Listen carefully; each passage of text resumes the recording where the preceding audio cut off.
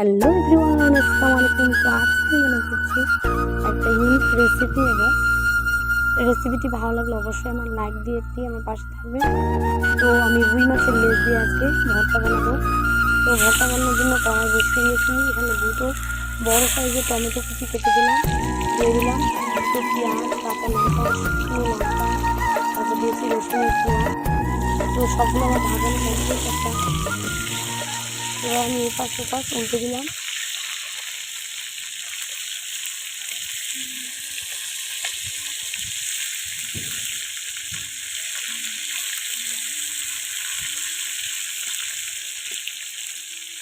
তো ভাজানো হয়ে গেছে আমার।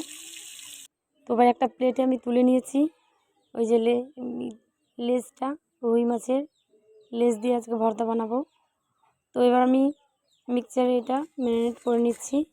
তো ম্যারিনেট করা হয়ে গেছে, এবার আমি মাছটা দিয়ে দিচ্ছি।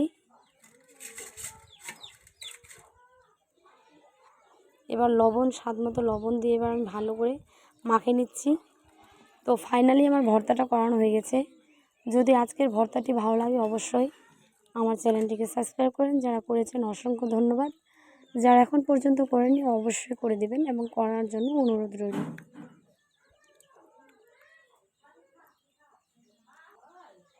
আর কমেন্ট করতে জানাতে ভুলবেন না কেমন হয়েছে ভর্তাটি।